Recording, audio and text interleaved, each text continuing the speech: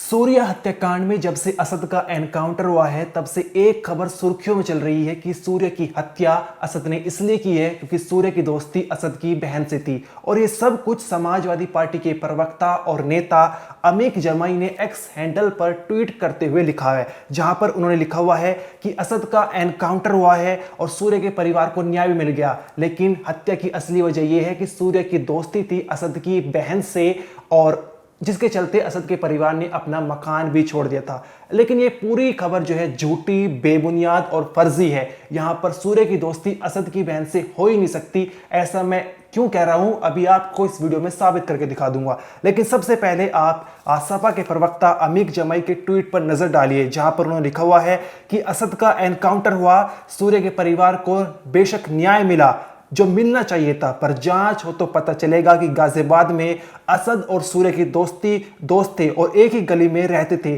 और सूर्या के असद की बहन से भी दोस्ती थी जो असद को नापसंद थी, जिसके चलते विवाद चल रहा था और असद के परिवार ने इसी के चलते मोहल्ला बदल दिया था, लेकिन दोस्ती का सिलसिला नहीं रुका था। यानी यहां पे कह रहे हैं कि मकान बदलने के बावजूद भी सूर्या और असद की बहन की दोस्ती नहीं रुकी थी। अब जब हमने अपने ग्राउंड रिपोर्टर मयंक गौर और अंशुल सिंह से बातचीत की, जो पिछले लगभग 2-3 दिन से वहीं खोड़ा इलाके में बने हुए हैं, हर छोटी छोटी कवरेज को पहुंचा रहे हैं, उन्होंने बताया कि असद की बहन की शादी जो है वो करीब 7-8 साल पहले हो चुकी है। अगर हम मान के चले कि 7 साल पहले भी असद की बहन की शादी हो चुकी है, असद की बहन की उम्र अभी जो है 25-26 साल है, यानी करीब जो है जब 18-19 साल की होगी तब जो है उनकी शादी हो चुकी होगी, और उस समय ये 17 साल का सूर्य जो है मात्र 10 साल का होगा। और 10 साल का सूर्य प्यार मोहब्बत इन सब चक्करों में क्यों पड़ेगा, उसके दिमाग में ख्याल आएगा भी नहीं। तो यहाँ पर सपा प्रवक्ता ने लिखा हुआ है कि असद की बहन और सूर्य की दोस्ती थी, ये पूरी तरह से बेबुनियाद साबित होती नजर आ रही है। यहाँ इस पर जो है सवाल खड़े होते हैं कि 10 साल के सूर्य की कैसे जो है एक तरह से प्यार मोहब्बत जो है हो सकता है असद की बहन से, और दोस्ती अगर हुई भी तो वो तो बच्चों में दोस्ती होती रहती है, उसमें इतना बड़ा जो है इसको खबर बनाने की क्या जरूरत थी। साथ ही हम आपको बताएंगे जहां पर उन्होंने सपा प्रवक्ता ने आगे लिखा हुआ कि इसके चलते जो है असद के परिवार ने अपना मकान बदल लिया था। आप विजुअल्स में असद के परिवार का पुराना मकान यहां पर देख रहे होंगे। यहां पर जो है असद के पुराने मकान और सूर्य के मकान के बीच की दूरी 300 मीटर थी, लेकिन जो नया मकान है असद का, उससे सूर्य के मकान की दूरी मात्र 200 मीटर दूरी है। अब यहां पर हम सपा प्रवक्ता अमीक जमाई के बयान पर जाए। उनके अनुसार असद का परिवार जो है सूर्या और असद की बहन की दोस्ती के बीच में थोड़ी दूरी लाना चाहता था, जिसके चलते उन्होंने जो है अपना मकान बदल लिया था। अब कोई परिवार किसी परिवार से परेशान चल रहा है और दूरी बनाना चाहता है तो वो क्या सिर्फ 100-200 मीटर की दूरी रखेगा, उसमें करीब से करीब जो है 1.5-2 किलोमीटर कम से कम दूरी होनी चाहिए, ताकि जो है तकरार नहीं हो सकता है जो है इलाका बदल दे, कॉलोनी बदल दे। लेकिन यहां पर जो नया मकान है असद का और साथ ही सूर्य का, उसमें मात्र 200 मीटर की दूरी है। दोबारा से जो है यहां पर अमीक जमाई ने जो यहां पर लिखा हुआ है कि सूर्य की असद की बहन से दोस्ती थी, उस पर सवाल खड़े होते हैं और ये 2 बड़े जो है कारण बनते हैं। साथ ही हमारे रिपोर्टर मयंक गौर ने जो है असद के जो पुराना मकान है वहां पर कोई जावेद नाम का व्यक्ति रहता है, उससे बातचीत की थी, तो उसने बताया था कि मेरी शादी करीब 7-8 साल पहले हुई थी, जिससे मुझे ध्यान है कि उसी वक्त असद की बहन की भी शादी हुई थी। और ये पूरी तरह से स्पष्ट होता है कि करीब 7-8 साल से असद की बहन अपने ससुराल में रह रही, तो दोस्ती की जो है फिर कहां से बात आ गई।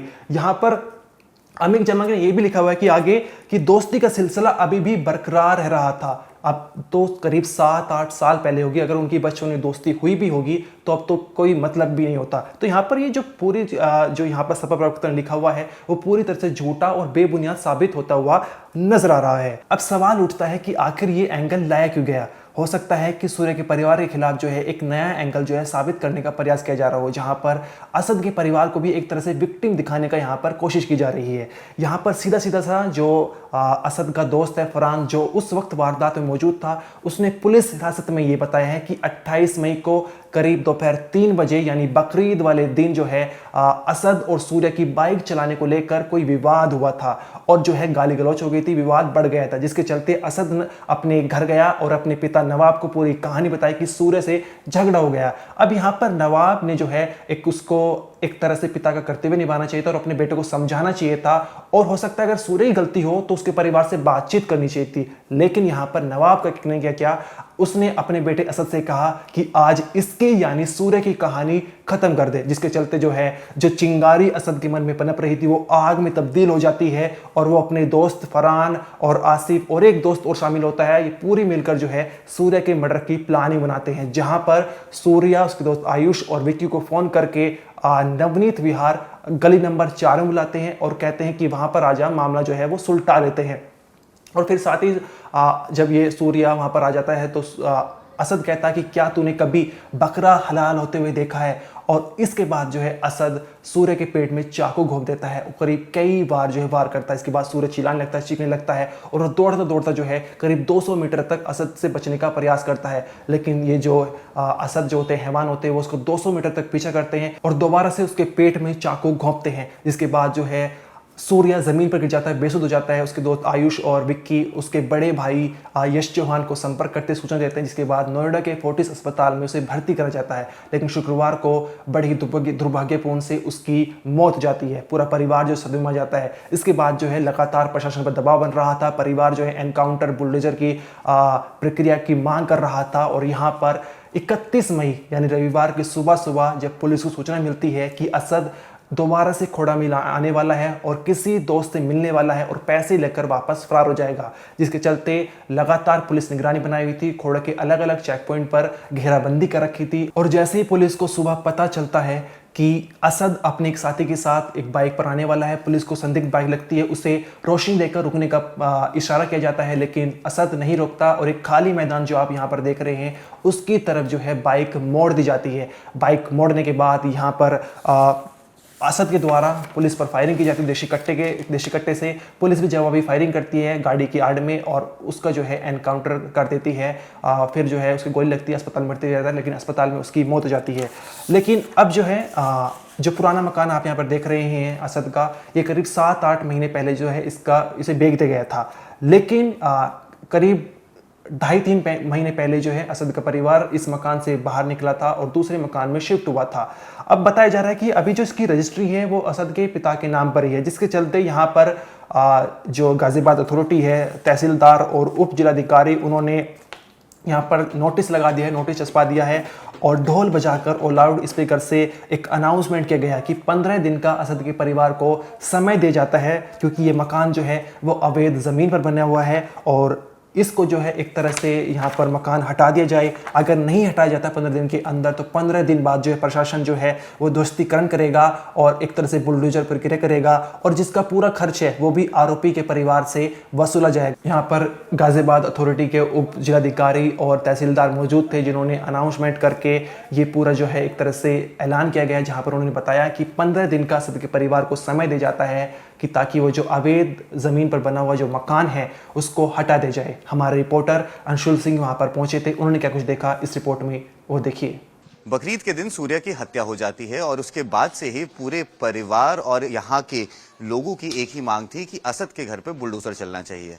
अब कहीं ना कहीं गाजियाबाद प्राधिकरण इस पूरे मामले में कार्रवाई करता हुआ दिख रहा है और इस वक्त मैं जिस जगह पे खड़ा हूँ ये मर्डर स्पॉट से कुछ 40 से 50 मीटर दूर एक ये घर है। ये घर असद का पुराना घर बताया जा रहा है और अगर आप यहाँ तस्वीरों में देखें तो इस घर पे भी ताला लगा हुआ है और यहाँ पर ये नोटिस चस्पा किया गया है जिसमें ये लिखा गया है कि ये जिस जमीन पर ये घर बना है ये अवैध कब्जे की जमीन है और अगले 15 दिनों में अगर इसे खुद से हटाया नहीं गया या खाली नहीं किया गया तो गाजियाबाद प्राधिकरण खुद आकर के यहाँ पर इस जगह को खाली करवाएगा, यानी बुलडोजर एक्शन होगा। तो कहीं ना कहीं अब ये लग रहा है कि जिस तरीके से पिछले काफी दिनों से गाजियाबाद एडमिनिस्ट्रेशन पर काफी ज्यादा प्रेशर था और ये कहा जा रहा था कि पूरी ताकत से बुलडोजर एक्शन होना चाहिए, वो बुलडोजर एक्शन अब कहीं ना कहीं हकीकत होता हुआ दिख रहा है। लेकिन इस वक्त की अगर आपको लेटेस्ट इंफॉर्मेशन बताएं तो इसमें असद नहीं रहता था। असद का ये पुराना घर है, लेकिन जो कागजात है उस पर यह बताया जा रहा है कि असद के पिता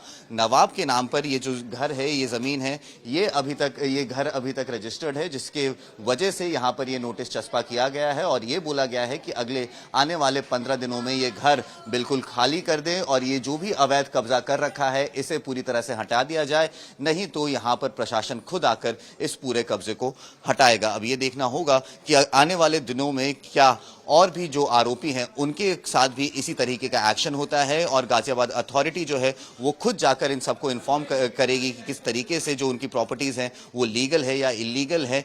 इसकी तफ्तीश भी अब गाजियाबाद अथॉरिटी कर रही है। तो अब अगले कुछ दिनों में और बुलडोजर एक्शन होता है या नहीं, ये देखना बाकी है।